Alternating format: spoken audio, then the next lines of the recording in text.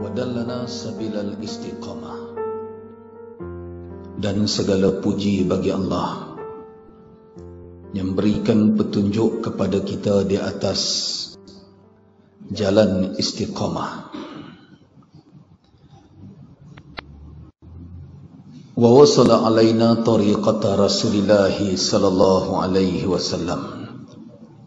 Dan segala puji bagi Allah yang menghubungkan kita kepada tariqah Rasulullah sallallahu alaihi wasallam. Nahmaduhu wa nasta'inuhu wa nastaghfiruh.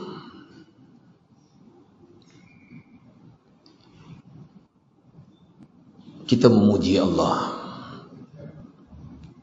Kita memohon pertolongan kepada Allah. Kita memohon pengampunan kepada Allah. Wa na'udzu bihi min syururi anfusina. Kita mohon perlindungan kepada Allah daripada segala kejahatan diri dan nafsu kita. Wa min sayyiati a'malina, dan kita mohon perlindungan kepada Allah daripada segala keburukan amalan kita. May yahdihillahu fala mudhillalah. Barang siapa yang memilih jalan hidayah, dia tidak akan sesat. Wa may yudlil fala hadiyalah, dan barang siapa yang memilih jalan yang sesat, dia tidak akan mendapat hidayah Allah. Asyhadu an la ilaha illallah wahdahu la syarikalah wa asyhadu anna Muhammadan abduhu wa rasuluh. Allahumma salli wa sallim wa barik ala sayyidina Muhammad wa ala ali sayyidina Muhammad. Ilahi anta maqsudi wa ridhaka matlubi wa a'tini mahabbataka wa ma'rifatak ila hadratin nabil mustafa rasulillah sallallahu alaihi wasallam. Bisiril Fatihah. A'udzu billahi minasyaitonir rajim. Bismillahirrahmanirrahim. Alhamdulillahi rabbil alamin, arrahmanir rahim, maliki yaumiddin. Iyyaka na'budu wa iyyaka nasta'in. Ihdinas siratal mustaqim, siratal ladzina an'amta 'alaihim ghairil maghdubi 'alaihim waladdallin. Amin.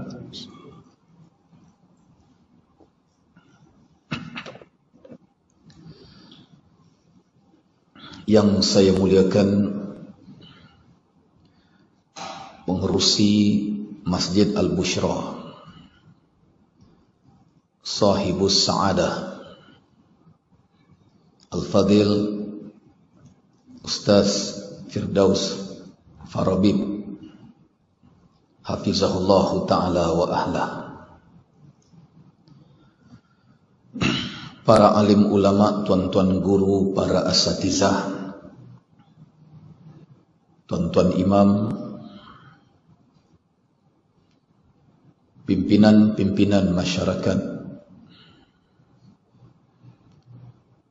juga kepada seluruh ahli dan kuasa Masjid Al-Bushra,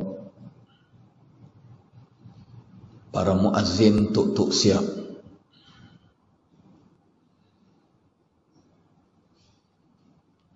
kepada sahabat saya Banci, juga kepada ahli-ahli khidmat,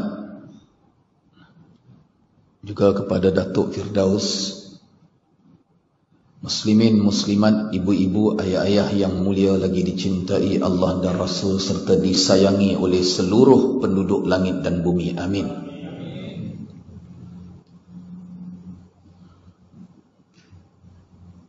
Yang pertamanya, betulkan niat kita. Kita hadir malam ni tujuannya apa? Di mana-mana saya bercakap, seluruh negara sampai ke wilayah Labuan, Sabah, Sarawak, tetap saya akan ingatkan yang pertama sekali, betulkan niat kita. Ayah-ayah, ibu-ibu yang mulia, Allahumma salli wa sallim wa barik ala Sayyidina Muhammad. Niat ini dia penuh dengan keajaiban. Siapa yang niat nak menuntut ilmu, dia kena sedar, dia duduk malam ni, duduk di depan seorang guru yang namanya murid. Sebab tu betulkan niat kita, sebab kalau siapa yang niat malam ni nak menuntut ilmu, dia kena sedar diri yang dia tu murid. Setuju? Guru juga kena betulkan niat dia. Kalau orang bercakap soal adab murid, guru juga ada adabnya. Adab guru yang pertama sama, betulkan niat. Adab guru yang kedua, guru ni kalau dia tak ada adab yang kedua ni,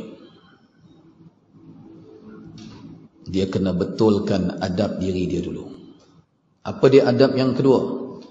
Itu adab kedua seorang guru adalah mendisiplin dan mengadabkan para murid sebagaimana Rasulullah sallallahu alaihi wasallam mendisiplin dan mengadabkan para sahabat ridwanullah alaihim ajmain ketika sahabat-sahabat duduk dalam majlis ilmu bersama Rasulullah sallallahu alaihi wasallam. Maka siapa yang nak menuntut ilmu, dia betulkan niat dia. Sama-sama kita betulkan niat kita, sebagaimana disebut oleh Waliullah Al-Imam Abdullah Alawi Al-Haddad rahimahullahu ta'ala dalam kitabnya Risalatul Mu'awanah wal Muzaharah wal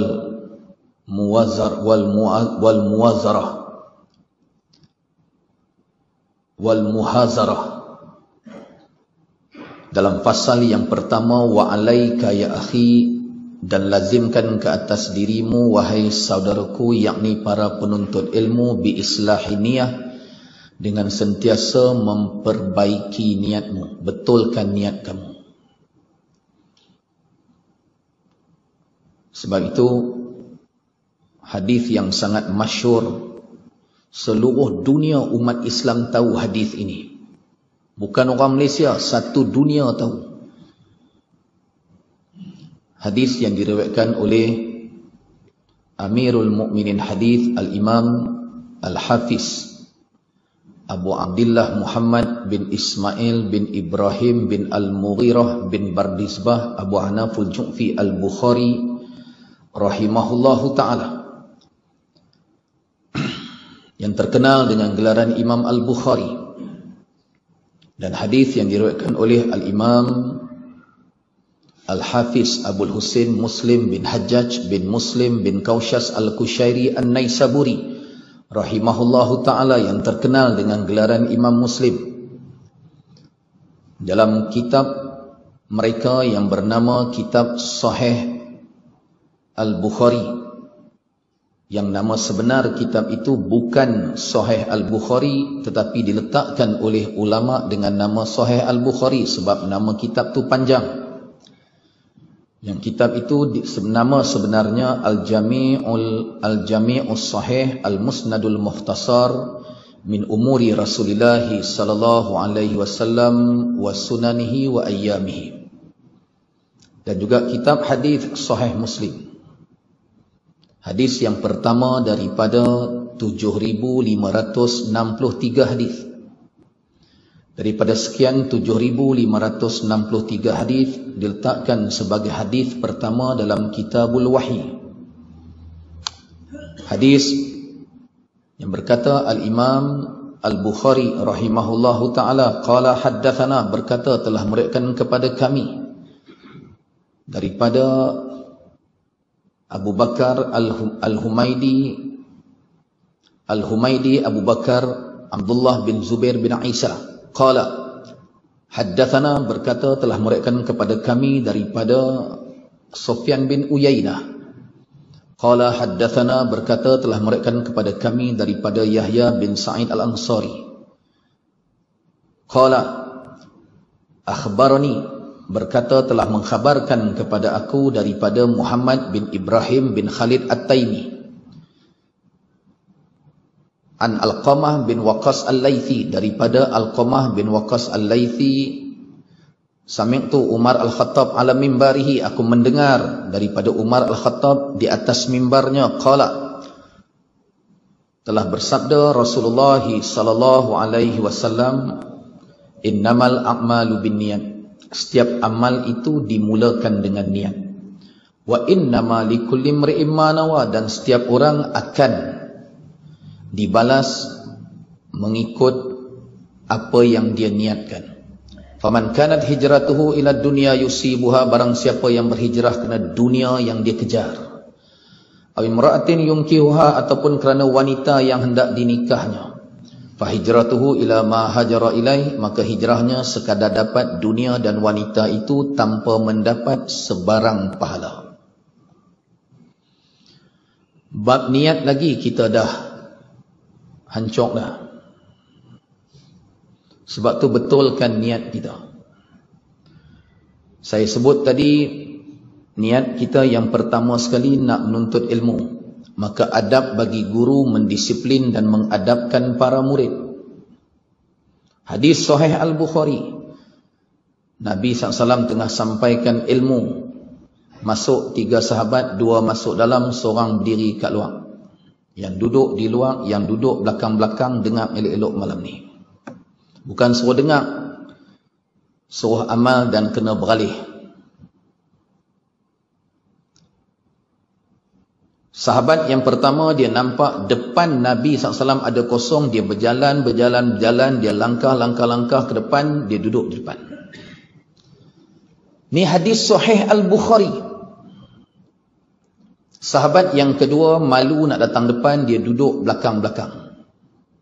Sahabat yang ketiga, dia tak jadi masuk, dia keluar balik. Selesai Rasulullah SAW bercakap, sampaikan kuliah, lalu baginda SAW bersabda, maukah kalian aku ceritakan tentang 3 orang ni tadi. Had pertama yang dia nampak depan kosong, dia terus duduk depan. Kata Nabi SAW, dia bersungguh-sungguh nak menuntut ilmu, sebenarnya Allah yang sediakan tempat untuk dia. Orang yang kedua, dia malu nak mari depan, Allah malu nak bagi ilmu pada dia. Orang yang ketiga, tak jadi masuk, keluar balik. Ni banyak masjid saya sebut, terus bangkit balik terus. Ni golongan ketiga. Apa kata Rasulullah SAW? Dia berpaling dari Allah, Allah berpaling dari dia. Na'udzubillah min zalik. Maka ayah-ayah, saya jemput semua sekali, bangun duduk depan saya, tinggalkan dinding-dinding belakang. Jangan duduk melunjur kaki, kalau lenguh lunjur ke arah lain, jangan lunjuk arah saya, nanti saya pula angkat kaki letak atas meja ni. Bawa adil. Yang di luar masuk ke dalam.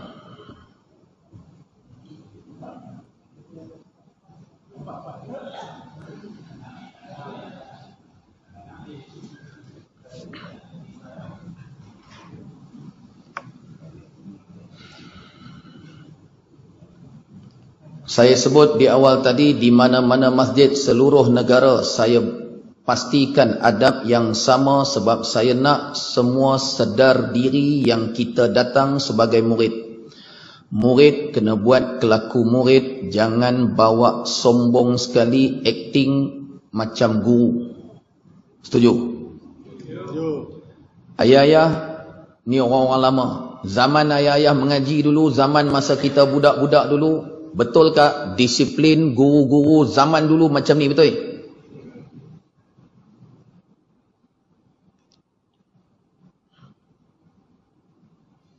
Zaman kita mengaji dulu, zaman kita budak-budak, tradisionalnya para guru kita, tradisional kan, dengan disiplin menuntut ilmunya. Ustaz Firdaus ni level ustaz, level imam, boleh duduk depan saya.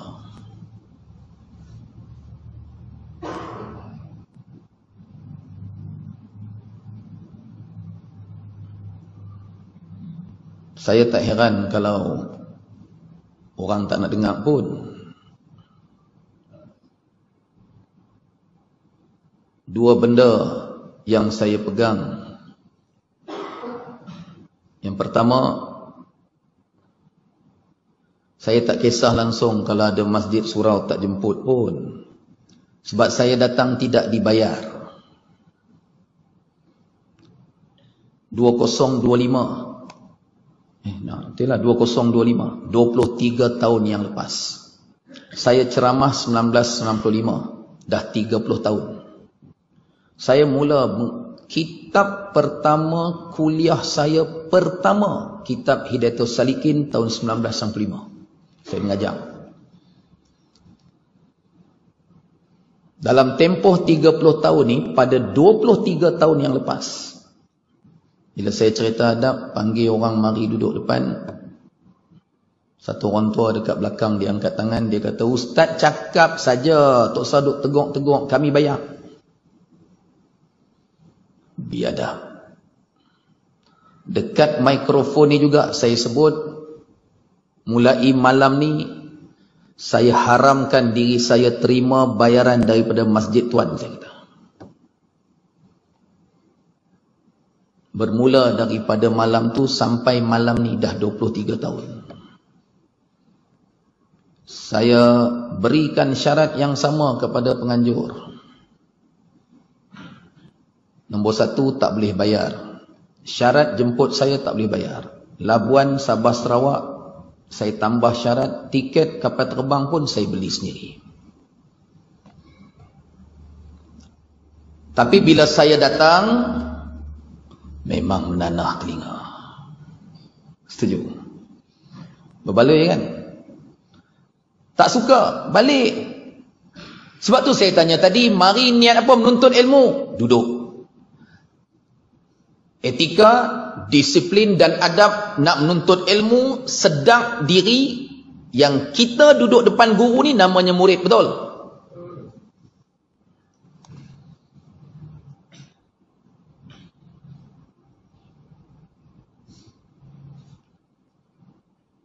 Sebab tu yang dia tak sedar diri, yang dia nama dia murid. Dia mari bukan nak menuntut ilmu. Tu yang ustaz cakap je, yang penting kami bayar, tak usah tegak-tegak. Pasal apa? Pasal apa? Pasal dia mari bukan nak menuntut ilmu. Sebab tu bagi saya, kalau malam ni di Masjid Bushra ni ada yang niat tak nak menuntut ilmu, saja syok-syok nak mai, balik.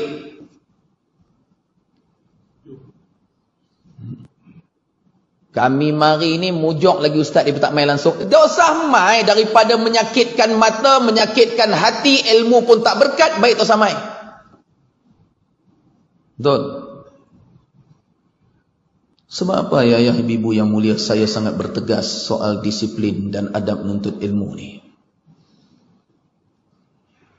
Sebab hari ni Allah balakan kita, anak-anak kita, cucu kita tak hormat cikgu dekat sekolah pasal bapak-bapaknya, tok wan-tok-wannya tak hormat guru di masjid dan surau.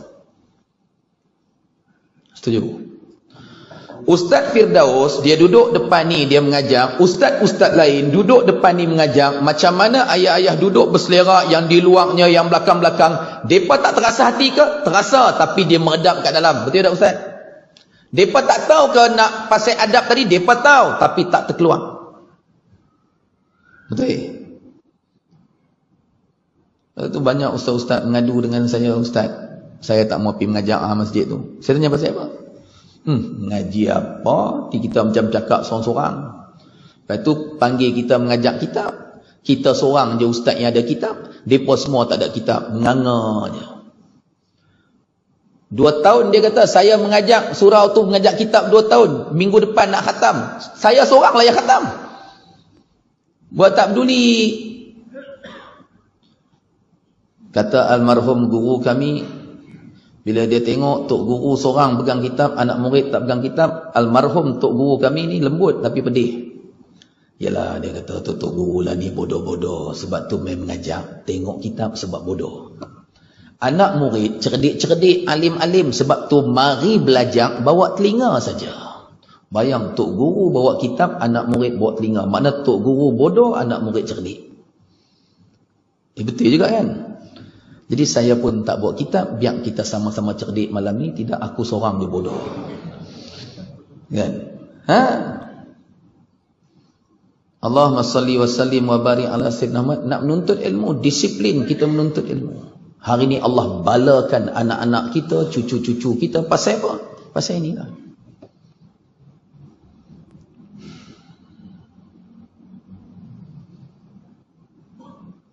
Ada pula ustaz yang tak puas hati.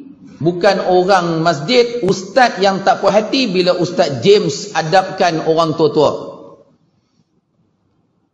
Dia kata, tak usah street sangat lah. Mereka dah tua. Sebab tua lah kena ajak. Pasal masa muda hampa tak mengaji. Bukan orang tua sini, cerita orang tua tempat lain. Masjid Bushra Merbuk, Johannesburg, Afrika Selatan. Sini Alhamdulillah lagi teruk. Jadi mereka nak pancit tayar kereta. Saya tak boleh sebab saya main dengan bancik tadi.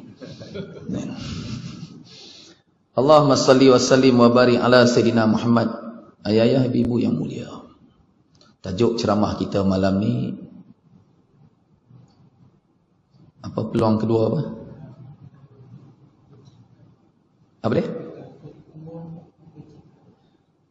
Peluang kedua untukku bercinta. Itu yang tajuk malam ni.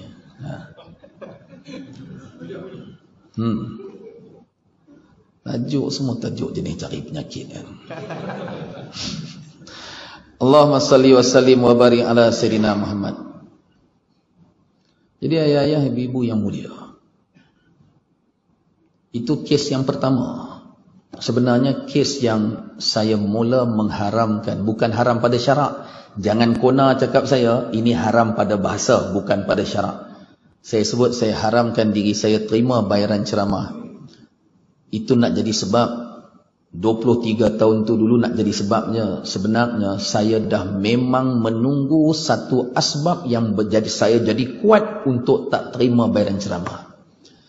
Sebab zaman saya mengaji dulu, saya selalu cakap dekat diri saya kata insya-Allah kalau Allah takdirkan aku jadi ustaz, aku nak bagi agama percuma kepada umat.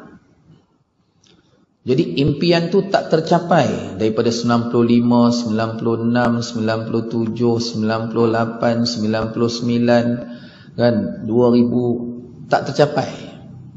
Akhirnya jadi asbab kejadian malam tu, mulut orang tua tu pula yang penting kami bayar.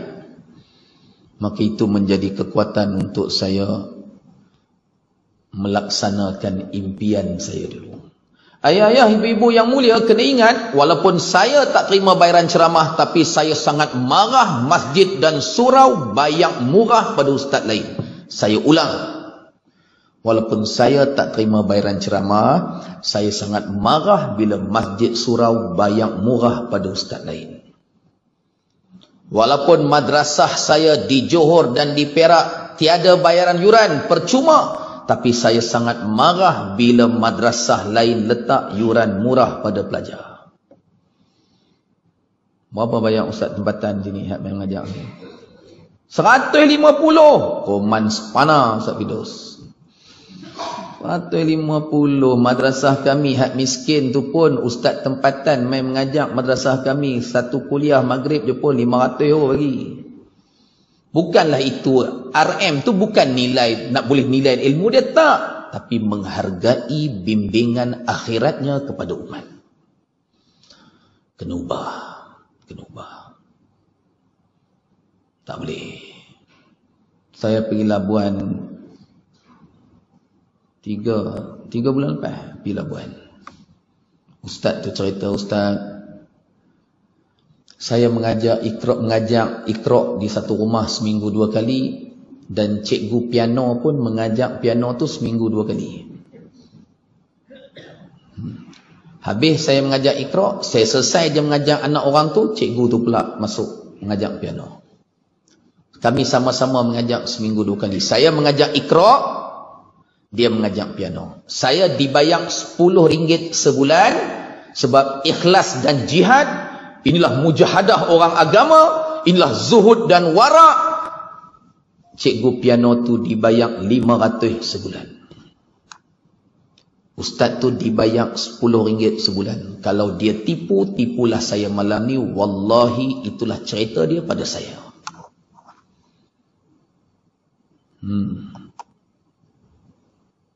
Tu yang ada masjid sibuk nak mengadu kat saya, dengar-dengar Ustaz Muhammad James free, tak payah bayar, buat syarat pada penganjur. Mereka pun nak mengadu. Ustaz, Masya Allah, Ustaz.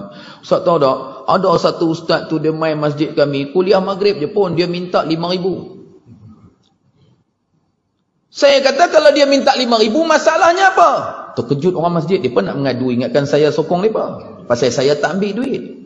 Saya kata kalau dia minta RM5,000, masalahnya apa? Bayarlah. Dulu hampa kata kami yang mengaji pondok, mengaji madrasah, tak ada akademik, tak ada SPM, kami tak ada masa depan. Esok nak makan apa? Betul tak ni? Ayat tu bukan dulu, sampailah orang tanya di madrasah tahfiz saya, sampailah. Ni tahfiz ni tak ada akademik ni, esok mereka nak pergi mana? Nampang lagi ya. Nak kerja apa? Nak makan apa? Saya pun dulu kena macam tu. Ustaz-ustaz lain pun kena macam tu. Ustaz Firdaus pun masa nak mengaji agama kena lagu tu. Lah ni bila kami dah berjaya, kami lah hampa perlu kami letak RM5,000 sejam. Bayarlah. Dulu hampa kata tak ada masa depan. Dulu hampa kata nak makan apa. Kami buktikan, kami berjaya. Mana hampa jemput kami? Bukan hampa sini, nak hak depa tu lah. Hak mulut wajak itu. Kan? Bayarlah. Betul? Kami nak buktikan kami ada masa depan. Viral dekat media sosial tahun lepas kan, pasal tentang satu ustaz ada 3 banglo, ada 5 biji kereta mewah. Oh, ustaz ni penunggang agama. Kepala otak hang. Hang yang suka free, hang yang letak perkataan ikhlas atas kepala ustaz-ustaz sebab hang nak bayar murah, sebab hang boleh bayar RM10 sebulan ustaz mengajar Quran. Hang lah penunggang agama yang sebenar. Betul? Best tak ceramah malam ni? Wah. Hang lah penunggang agama. Hang ambil perkataan ikhlas, hang ambil perkataan jihad, hampir bubuh atas kepala ustaz. Hang nak ustaz lagu mana? Kalau ustaz yang pakai kereta mewah sikit, mujuk malam ni naik Alphard, orang mai tolong bawa. Kalau naik Alphard sendiri, tu makan duit madrasah, makan duit orang ramai lah tu. Pakai orang tua ni pakai kereta elok sikit, tu balas duit masjid lah tu. Dia nak apa? Dia jemput Ustaz Muhammad James datang ceramah dekat Merbuk Kedah.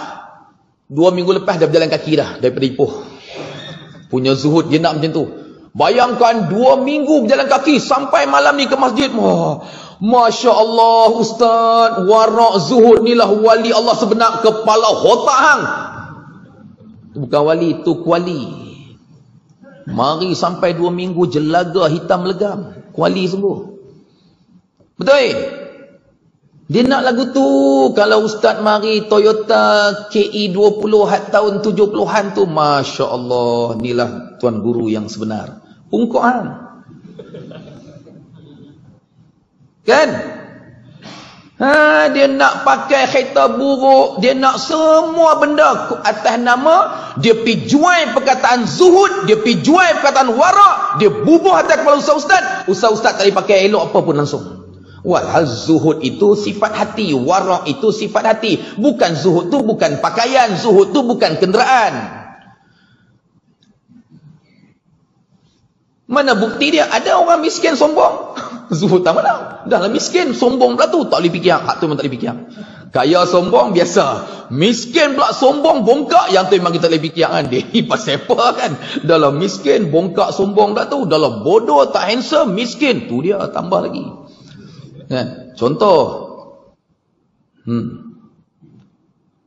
Zuhud tu sifat hati. Allahumma salli wa sallim wa barik ala Sayyidina Muhammad. Nilai agama ni kita yang kualitikan dan kita yang merendahkan. Kita.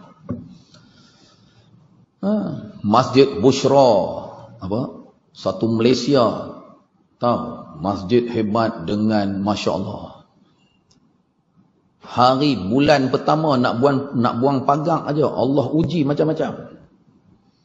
Kan? Nak boleh bangunkan sampai tersiap prasarana yang di luar tu, orang pakat main melawat hari-hari tak berhenti-henti. Bangga. Ustaz bayak 150. Sat video kata menyesal aku bagi Ustaz Jihan.